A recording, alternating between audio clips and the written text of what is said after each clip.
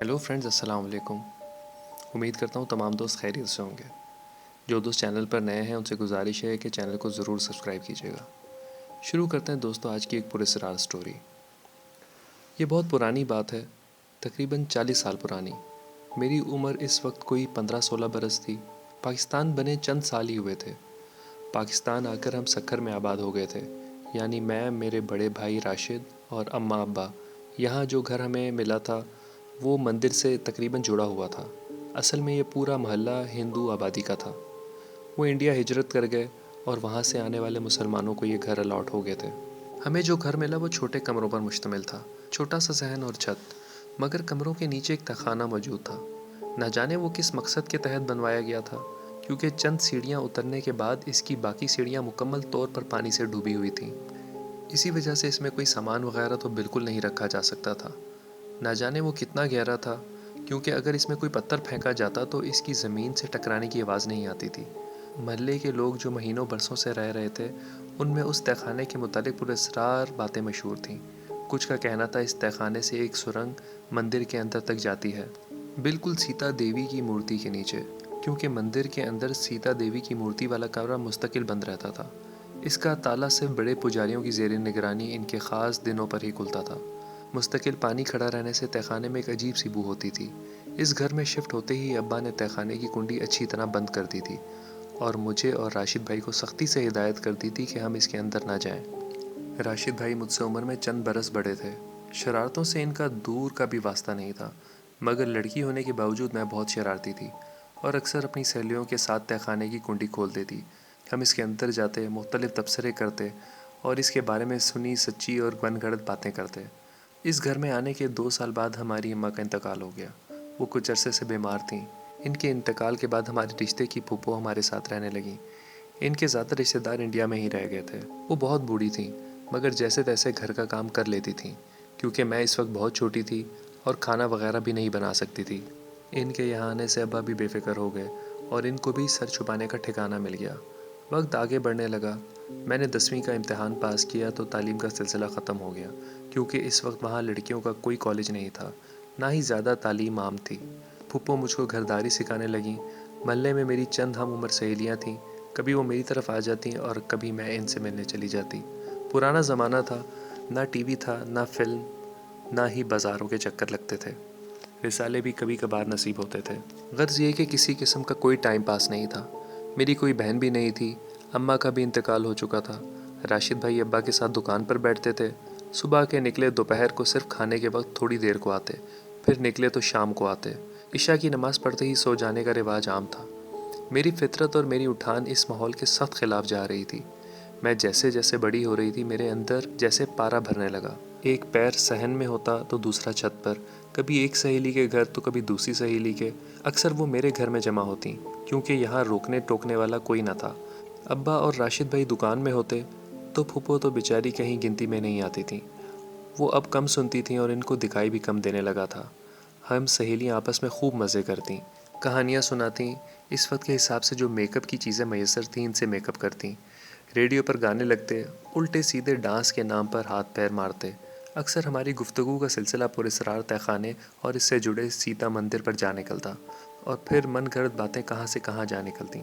میں اپنی سہیلیوں میں سب سے زیادہ خوبصورت تھی، بلکہ سہیلیوں میں تو کیا، شاید اس وقت شہر میں ہی سب سے زیادہ خوبصورت تھی۔ اس بات کا اندازہ مجھے خوب تھا، جو مجھے دیکھتا دیکھتا ہی رہ جاتا۔ اس کے ساتھ ساتھ میں بہت نڈر تھی۔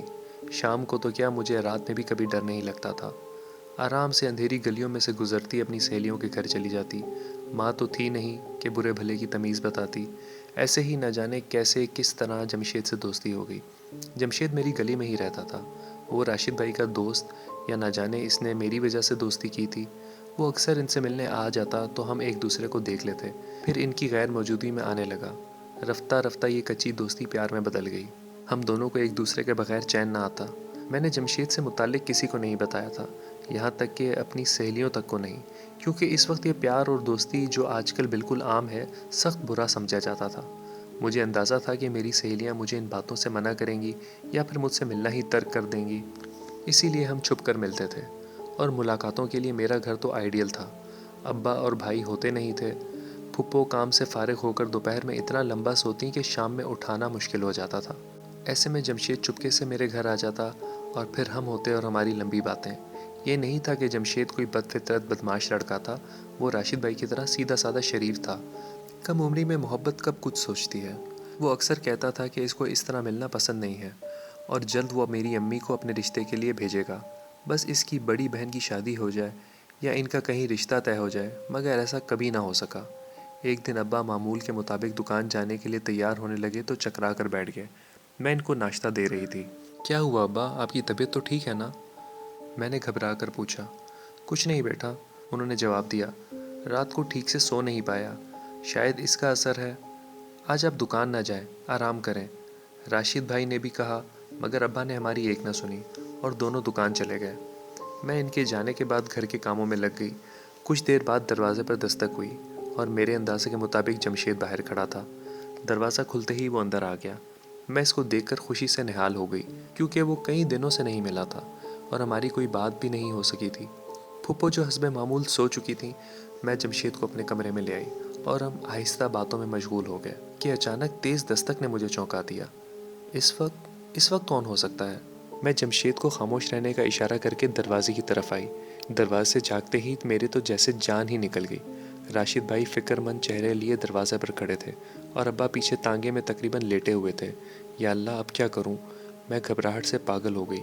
جلدی سے جمشید کو ساری صورتحال بتائی۔ وہ بھی میری طرح ڈر گیا۔ کیا کروں؟ کوئی دوسرا راستہ موجود نہیں تھا جہاں سے جمشید کو باہر نکال دیتی۔ چھت تو موجود تھی، مگر کسی باؤنڈری کے بغیر وہاں کھڑا انسان نیچے والوں کو صاف نظر آ جاتا تھا۔ باہر سے راشد بھائی مستقل دروازہ بجا رہے تھے۔ سخت گھبراہٹ میں ایک خیال میرے ذہن میں ٹکرایا۔ کانپتے ہاتھوں سے میں نے تہہ خانے کی کنڈی کھولی۔ دیکھو جمشید، بس تھوڑی دیر، جیسے ہی ماحول ٹھیک ہوگا میں تمہیں باہر نکال لوں گی۔ میں اتنی جلدی میں تھی کہ میں نے جمشید کے تاثرات تک نہیں دیکھے، بس اندر دھکیل کر باہر سے کنڈی لگا دی۔ وہ میں غسل خانے میں تھی۔ راشد بھائی کے پوچھنے پر میں نے بتایا۔ ابا کو کیا ہوا ہے؟ پتہ نہیں، دکان پر اچانک گر گئے۔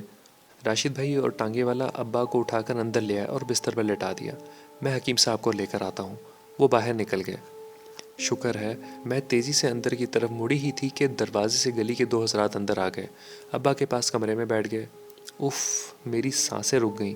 اب تو جمشید کو جلدی نکالنا ناممکن تھا اور سارا دن گزر گیا۔ راشد بھائی حکیم کو لے کر آئے، ابا کو دوا دی، پھر وہ ابا کے پاس ہی بیٹھ گئے۔ پھپھو بھی اٹھ گئیں۔ پورے گھر میں چہل پہل تھی۔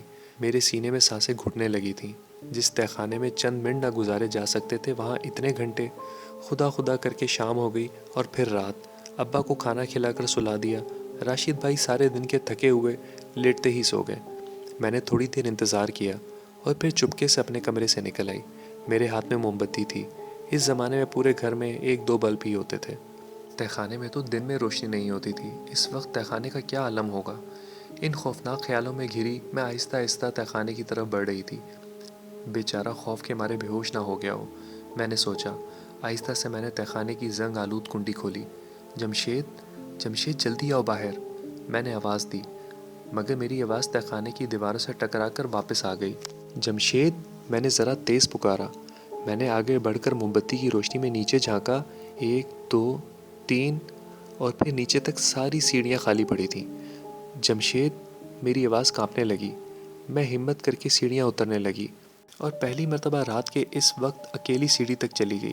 میرا پاؤں پانی سے ٹکرا گیا۔ وہاں کوئی نہیں تھا۔ تہہ خانہ بالکل خالی تھا۔ کیسے، کہاں؟ میرا دماغ پھٹنے لگا۔ میں نے اپنے ہاتھ سے کنڈی لگائی اور پھر کھولی تو پھر جمشید، میں وہیں بیٹھ کر رونے لگی۔ تم کہاں ہو جمشید؟ میری آنکھوں سے آنسو بہہ رہے تھے۔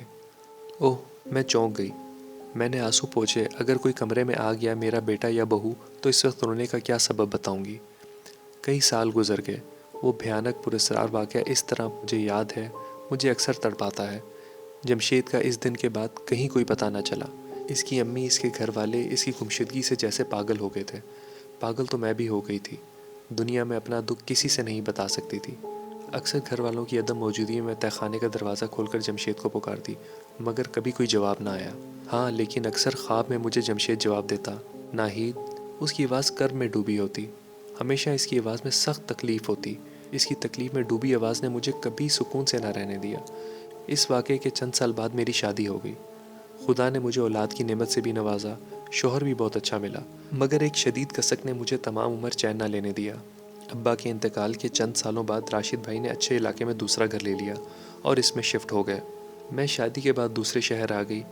پھر کبھی اس گھر اور اس منحوس تہخانے کو دیکھنے کا اتفاق نہ ہوا، مگر نظر تو مجھے وہ اکثر آتا ہے نیند میں، اسی طرح خوفناک، اتنا ہی بلکہ اس سے کہیں زیادہ پرسرار۔ یہ تھی دوستو آج کی ایک ہارر سٹوری۔ امید کرتا ہوں آپ کو ضرور پسند آئی ہوگی، اور اگر پسند آئی ہے تو اپنی پسندیدگی کا اظہار لائک، سبسکرائب اور کمنٹس کر کے ضرور کیجیے گا۔ اپنا بہت سا خیال رکھیں، ملتے ہیں ایسی ہی نیکسٹ انٹرسٹنگ ویڈیو میں۔ اللہ حافظ۔